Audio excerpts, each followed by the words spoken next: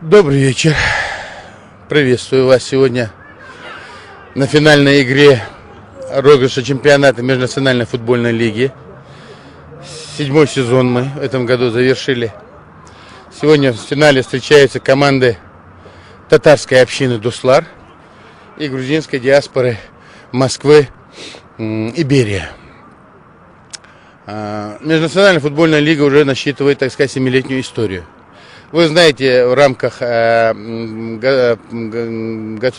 городской политики в Москве, видимо, единственный субъект России, где самым пристальным образом, значит, обращалось внимание на национальную политику.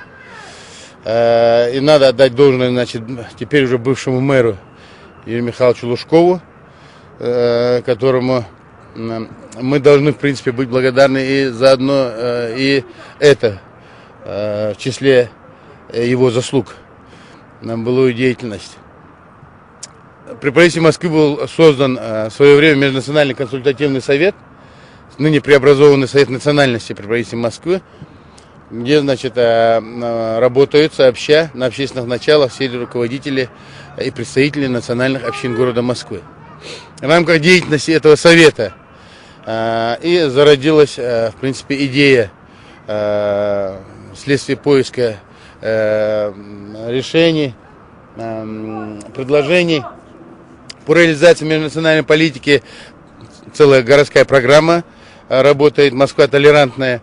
Значит, мы изыскиваем разные формы работы, чтобы решать проблемы адаптации, интеграции огромного количества мигрантов, и в том числе и внутрироссийских беженцев, которые, прибыв в свое время в период, так сказать, межэтнических конфликтов, много оказалось беженцев с Кавказа.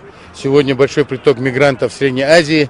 Весь этот массив, он нуждается, сталкивается с проблемой интеграции в мегаполис, в социум мегаполиса. И на путях решения этих задач мы и пришли к, так сказать, идее создания этой лиги. И удачный случай 7 лет назад. Один из энтузиастов, значит, тоже футбольного мира и вообще деятельный человек, нас познакомил как раз Юрий Михайлович Лужков, Павел Фульблюм, работавший в свое время в еврейской общине. В то время, да, мы как раз познакомились, нас и познакомил Юрий Михайлович, и вот мы с ним эту идею, в принципе, и воплотили в жизнь. И так она родилась, эта лига, при активном содействии руководителей общин. В принципе, благодаря большей степени, значит, энтузиазму самих любителей футбола разных общин. Хотя и название носит так характер, так сказать, обособленной команды, но в командах играет очень пестрый состав. Да, и мы специально эту политику проводили, что в каждых командах, значит, где-то 1/3 играла москвичи коренные. Каждая команда набиралась не по национальному признаку? Не чисто по национальному признаку, чтобы в этой команде играли 1/3 москвичи. Это помогает в большей степени внутри команды налаживать такой нужный нам климат. Ну и, естественно, огромная работа проведена в плане того, чтобы сама составляющая, здесь равнозначно две составляющие нашего проекта, это спортивная часть и сама политическая часть. И мне кажется, мы добились того, что хотели, если сегодня мы очень редко на поле даже слышим в эмоциональном, так сказать, состоянии, футболист может позволить себе грубое слово, так сказать, нецензурное слово.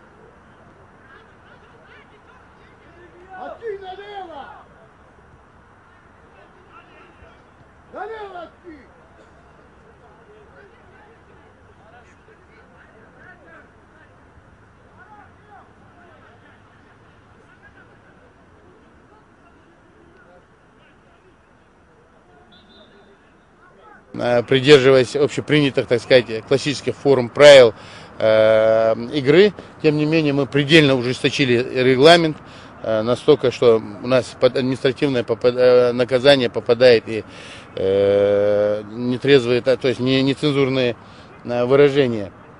Предельно ужесточен регламент, и это было вследствие необходимости в начале. Сейчас, сегодня мы уже, так сказать, чувствуем себя полегче. Почему? Потому что отработанная, так сказать, уже система работает сама по себе. Новые команды, которые вступают, значит, они быстро проходят адаптацию, входят в рамки требований. И сегодня этот проект приносит тот эффект, который не всегда замечают даже сами непосредственно наши, так сказать, большие начальники в городе. Видимо, ну, понятное дело, спорт всегда был, так сказать, предметом развлечения, а не, так сказать, эффективной работы в той или иной сфере. А я сегодня могу смело утверждать, что в сфере укрепления межнациональных отношений, значит, укрепления толерантности, взаимопонимания, в помощи, так сказать, интеграции, так сказать, мигрантов, сегодня мы на поле видим ощутимые результаты и эффективность работы этой. Люди, которые по-русски не умеют два слова сказать, приходят сюда со своими соплеменниками, буквально через 2-3 игры уже начинают общаться с местными, с москвичами, уже говорят на их языке. Это уже люди, которые себя ощущают в этом городе не случайными людьми. Хоть волей судьбой они здесь оказались, но мы же понимаем, что большая часть их в конечном итоге завтра через следующее поколение станет москвичами. Они должны адаптироваться, и мы наша обязанность им помочь. И в этом плане этот проект достаточно эффективен. И мы пока что довольны.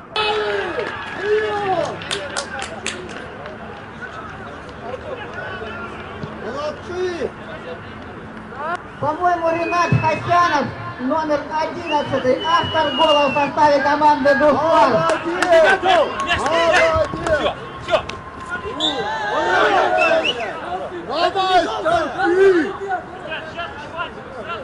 Давай!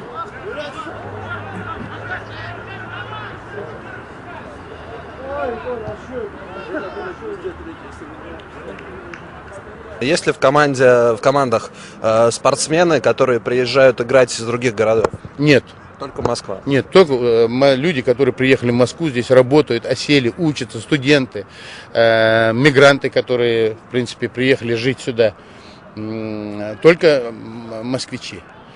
Мы, конечно, дотошно не отслеживаем, почему? Потому что знаем, что в Подмосковье приезжают игроки, играют. Такое допускаем, но это неизбежно, это все-таки на общественных началах возникшая спортивная организация.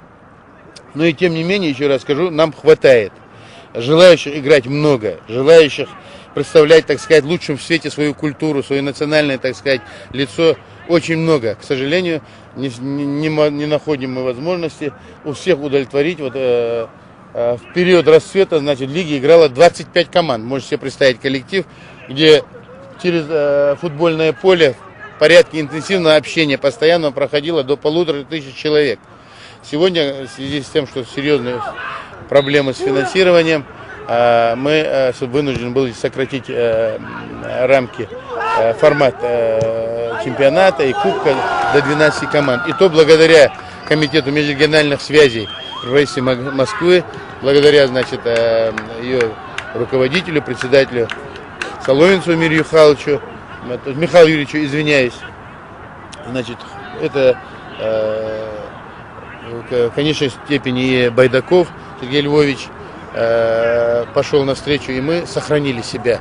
И город выделил нам ограниченное, но финансирование. Могли и этого не дать, и мы могли просто вынуждены были закрыться. Почему? Потому что спонсоры все, как говорится, кризис разметал, и не приходится рассчитывать. То есть помимо, никакие общественные организации вам не помогают? Помимо... Нет, абсолютно. Единственное, значит, общественные организации помогают своим командам я тогда буду неправ, если скажу, что они не принимают участие. Конечно, они принимают, они своим командам значит, помогают организовывать тренировки. Значит, на первых порах преступления каждая команда, значит, форму, экипировку мы сами помогаем обретать, а в дальнейшем поддерживает их и регулирует климат внутри коллектива, работает с ними, конечно, общественное объединение. И без них это было бы невозможно. У нас были наставники, очень известные, значит, Геннадий Олегович Логофет, вы знаете, в прошлом знаменитый футболист советской школы. Значит, Юрий Александрович Севидов, пусть земля ему будет пухом, до последнего дня был председателем Конституционной комиссии дисциплинарной лиги.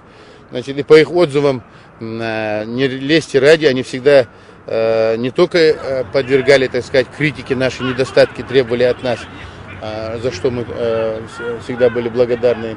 Ну и отмечали, что если учитывать затраты на организационные меры по лиге, то он достаточно отмечал всегда высокий уровень, они отмечают и игры, и профессионализма, не только футболистов, но и организаторов. И поэтому нам краснеть пока не приходится за свое детище.